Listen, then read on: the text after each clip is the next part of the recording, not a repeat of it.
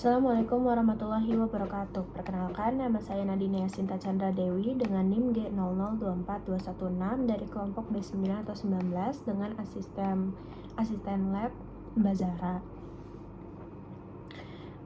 Saya akan melakukan laporan praktikum anatomi blok 2.3. Masuk ke kasusnya. Seorang pria berusia 65 tahun bernama Tuan A dibawa ke instalasi gawat darurat oleh keluarganya karena mengalami kelemahan mendadak pada lengan dan tungkai kanan sejak 2 jam yang lalu. Selain itu, keluarga pasien melaporkan bahwa pasien berbicara terbata-bata, sulit menyusun kata-kata, dan tampak bingung ketika diajak berbicara. Tidak ada riwayat trauma kepala sebelumnya. Lalu sudah dilakukan pemeriksaan fisik, didapatkan hemipares sisi kanan, terutama lengan lebih berat dibandingkan tungkai. Terus refleks sisi kanan meningkat dan juga terdapat Babinski sign positif di sisi kanan. Terus ada hilangnya sensasi nyeri dan juga suhu pada sisi kanan tubuh termasuk wajah kanannya. Lalu saat diminta menjulurkan lidah pasien menyimpang ke arah kiri. Terus pasien tampak kesulitan berbicara secara motorik atau afasia non-fluent, tetapi memahami instruksi sederhana. Lalu didapatkan riwayat medisnya menunjukkan bahwa pasien merupakan perokok aktif, memiliki hipertensi dan juga diabetes mellitus yang tidak terkontrol. Pemeriksaan CT scan kepala menunjukkan infark di iskemik pada lobus frontalis dan juga parietalis kiri, terutama di area korteks motorik dan juga sensorik primer. Terdapat pula iskemia parsial pada pons kiri. Masuk ke soal yang pertama. Jelaskan struktur pembentuk circulus Willis dan juga mulai dari bagian anterior hingga posterior. Sebutkan juga fungsinya dalam menjaga perfusi cerebral saat terjadi sumbatan salah satu arteri besar. Nah, jadi awal mulanya itu dari arteri karotis interna. Nah, dari arteri karotis interna itu bakal bercabang menjadi arteri cerebri anterior sama cerebri media. Nah, yang anterior itu ada 2, jadi itu bakal berhubung, jadi dihubungkan oleh arteri communicans yang anterior. Nah, kalau yang media itu ada arteri vertebralis, itu bakal bersatu menjadi arteri basilaris, terus bakal menuju lagi, bercabang lagi menjadi arteri cerebri posterior. Nah, lalu arteri cerebri posterior sama arteri cerebri media itu bakal dihubungkan sama arteri communicans posterior. Nah, fungsinya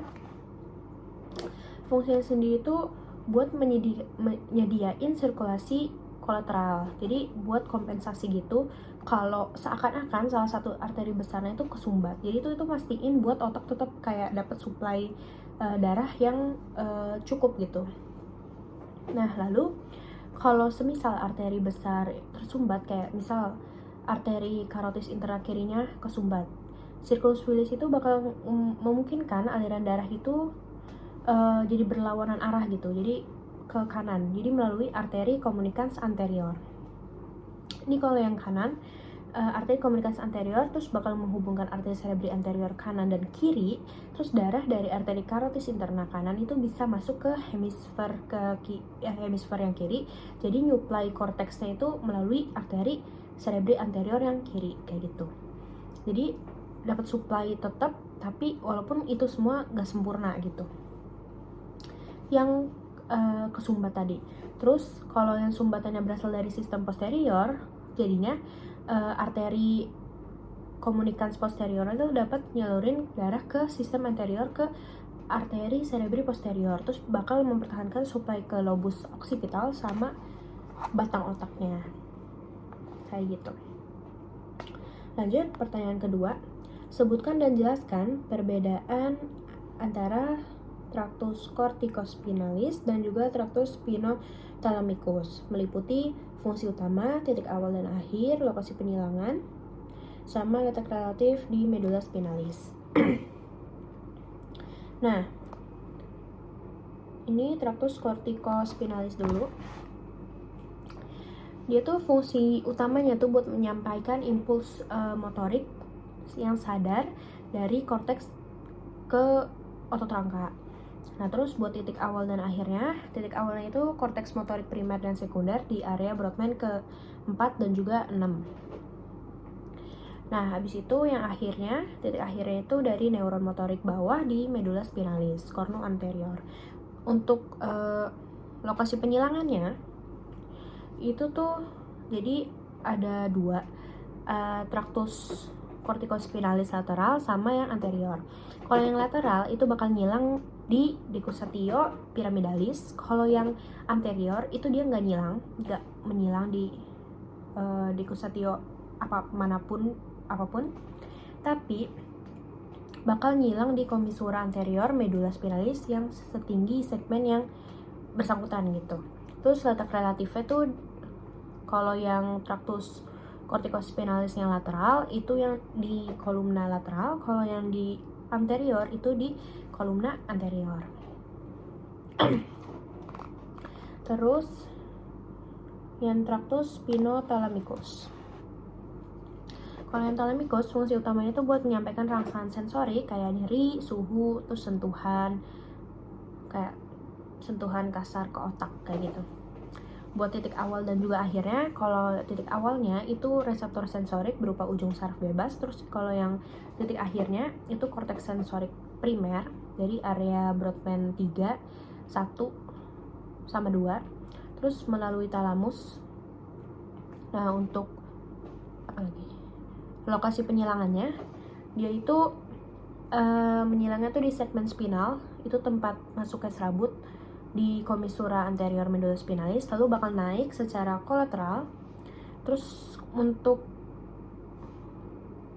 letak relatifnya itu kalau yang lateralis di kolumna lateral, kalau yang anterior di kolumna anterior. Next, pertanyaannya sebutkan pembagian truncus cerebri atau batang otak dan minimal 2 struktur penting dari mesencephalon, pons, dan medula oblongata. Pertama itu mesencephalon. Ini tuh di internalnya ada substantia nigra, ada fossa interpeduncularis, substantia nigra ini dia tuh memisahkan antara crus cerebri sama tegmentum mesencephali. Terus kalau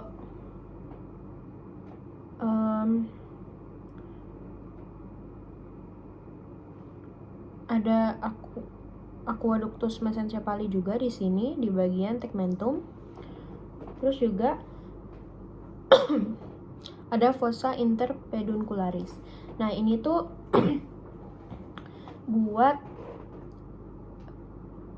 tempat keluarnya nervus 3 yang bakal ngebentuk suatu alur yang disebut sulcus nervi oculomotori. Nah, kalau yang tadi aqueductus mesencephali itu bakal ngehubungin ventricularis tertius sama ventricularis quadratus.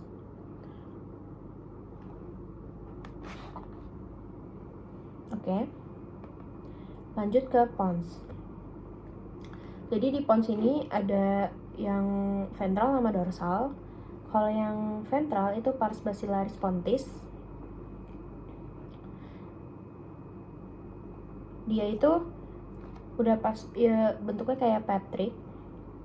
Terus di sini tuh ada nerve brachium pontis. Dia tuh buat keluarnya nervus 5. Terus juga kalau di pons ini kayak tempat keluarnya tuh kayak gini. Semisal nervus 1 itu bakal keluar di bulbus olfactorius, terus kalau nervus 2 itu keluar bakal di chiasma opticum, terus kalau nervus 3 di fossa interpeduncularis, terus juga kalau nervus 6 bakal keluar di sulcus bulbo continus, kayak gitu. Terus kalau yang bagian tegmentalis pontis, ini yang bagian dorsalnya, dia itu ada sulcus limitans, ada striae medullares, terus ada colliculus facialis. Nah, colliculus facialis ini dia itu genu interna dari nervus facialis nucleus nervi abducens. Terus ada stria medullaris, dia itu tempat nuclei vestibularis dan juga cochlearis sama salivatorius. Terus next ada medulla oblongata, ada ventral sama yang dorsal. Yang ventral dulu bagian depannya itu ada piramis. Nah, piramis ini kayak penonjolan gitu karena desakan dari tractus piramis sama corticospinalis. Maaf, terus ada oliva. Nah, kalau oliva ini penonjolan juga.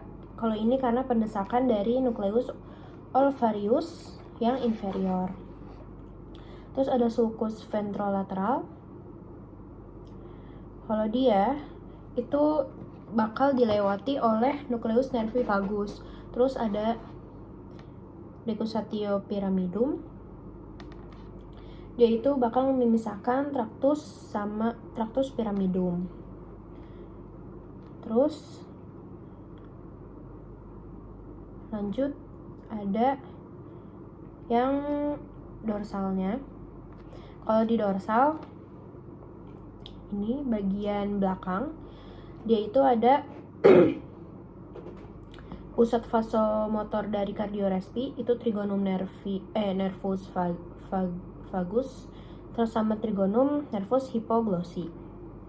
Terus ada fasciculus cuneatus, dia itu bakal buat ngatur somatomotorik ekstremitas yang atas. Kalau yang gracilis, fasciculus yang gracilis itu ngatur somatomotorik ekstremitas yang bawah.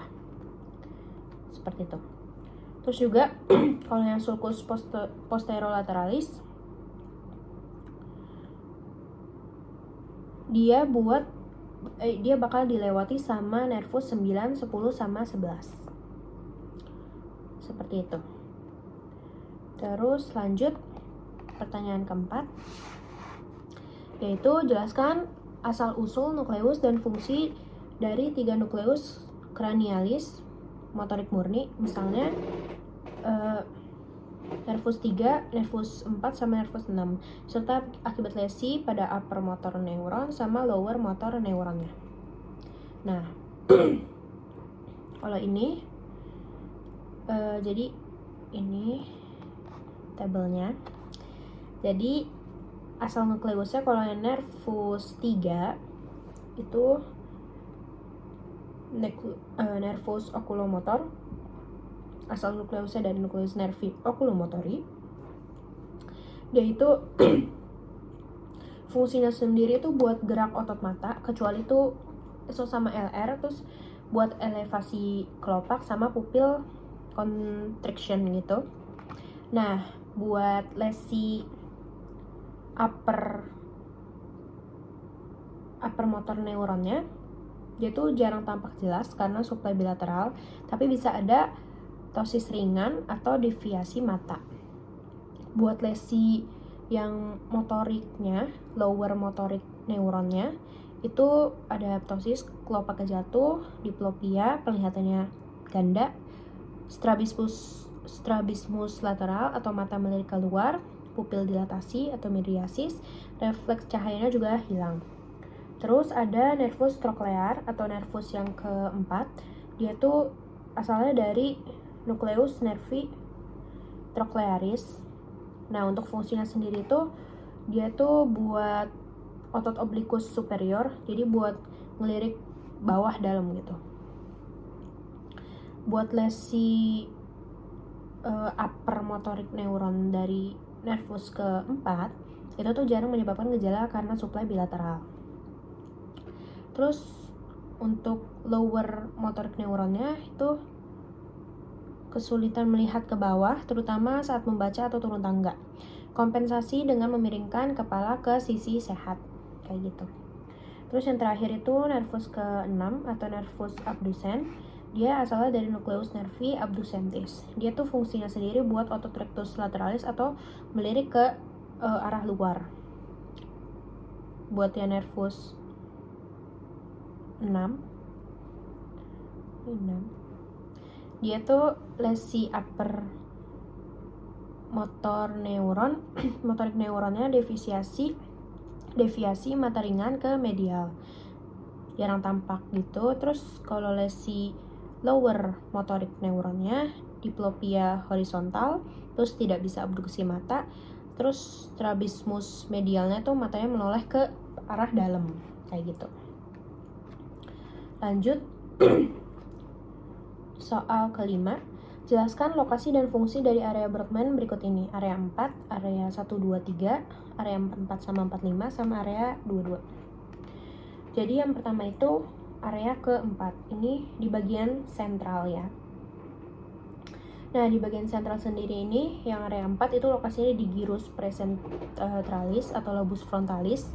Nah, itu fungsinya buat motorik primer atau inisiasi dari gerakan gitu, gerakan utama. Terus lanjut, area 1, 2, sama 3. Ini area 1, 2, sama 3, ini di bagian post sentral ya. Post sentralnya itu lokasinya di gyrus postcentralis atau lobus parietalis. Terus fungsinya sendiri buat sensorik somatik primernya. Nah, terus lanjut area 44 sama 45. 44 dan 45 ini di bagian anteriornya. Jadi lokasinya di inferior frontal gyrus kiri atau Broca area. Nah, fungsinya sendiri tuh buat berbicara, ya, motorik bicara kayak gitu. Terus area 22. Nah, area 22 sendiri itu ada di sini, auditory. Jadi dia lokasinya di superior temporal gyrus. Terus fungsinya sendiri tuh buat pemahaman bahasa atau sensorik ya. Terus areanya tuh buat area bicara sensorik sama area auditory sekunder kayak gitu. Lanjut ke pertanyaan nomor 6. Mengapa oklusi pada arteri cerebri medial lebih sering menyebabkan kelumpuhan pada wajah dan lengan dibandingkan tungkai? Jelaskan dengan mengaitkan distribusi vaskular dan homunculus motorik. Nah, ini seperti soal sebelumnya. Jadi kita itu harus tahu dulu kan area yang disuplai sama arteri cerebri media itu meliputi korteks motorik sama sensorik bagian lateral, terus juga lobus frontal lateral, terus lobus parietalis lateral, terus area Broca, area Wernicke, sama internal dari kapsul. Nah, kan dia ada medial sama lateral. Kalau medial itu anggota tubuhnya itu tungkai, kaki, terang, bahu. Kalau yang itu yang medial. Kalau yang lateral itu lengan, tangan, wajah, lidah, sama faring. Nah, dari situ aja udah beda kan. Kalau yang apa tadi pertanyaannya? Kalau yang wajah sama lengan aja tuh yang di lateralnya. Kalau yang tungkai itu di medialnya, yang apa? Yang korteks motoriknya gitu. Maka dari itu arteri cerebri yang media itu nyuplainya kan di area korteks motorik yang lateral. Terus itu yang berhubungan langsung sama yang wajah sama lengan. Kalau yang arteri cerebri yang yang anterior itu yang menyuplai dari si tungkainya itu. Jadi mereka udah beda. Kalau yang wajah sama lengan aja arteri cerebri yang media, kalau yang tungkai itu arteri cerebri yang anterior gitu. Jadi mereka tuh kayak nggak terpengaruh gitu kalaupun ada oklusi di arteri cerebri yang media kayak gitu. Makanya mengapa oklusi pada arteri cerebri media lebih sering menyebabkan kelumpuhan pada wajah dan lengan, karena yang media ini yang menyuplai motorik ke wajah dan lengan. Kalau yang tungkai kan yang arteri cerebri anterior, kayak gitu. Kalau media kan emang wajah dan lengan, kalau tungkai itu yang anterior. Mungkin seperti itu, semoga bisa dipahami. Lanjut ke nomor terakhir, jelaskan mekanisme kompensasi vaskular yang terjadi jika terdapat oklusi pada arteri karotis internal kiri dengan mengaitkan struktur circulus Willis yang terlibat. Itu seperti nomor sebelumnya juga. Jadi di sini kalau semisal ada oklusi di sisi kanan, misal ya, jadi kalau di sisi kanan, jadi dari darah dari arteri karotis interna kanan itu bakal ke arteri cerebri anterior kanan, terus ke arteri communicans anterior, terus ke arteri cerebri anterior kiri. Dia bakal memvaskularisasi juga yang bagian kiri walaupun tidak sempurna. Kalau yang bagian posterior, ya, dia dari darah ke arteri vertebralis, terus ke arteri basilaris, terus ke arteri cerebri posterior kiri, terus ke arteri communicans posterior kiri, terus bakal masuk ke arteri karotis interna kiri. Makanya tetap bisa mensuplai darah supaya mereka tetap semuanya ke suplai dengan darah secara cukup gitu. Mungkin sekian laporan praktikum anatomi 2.3 dari saya, kurang lebihnya mohon maaf. Wassalamualaikum warahmatullahi wabarakatuh.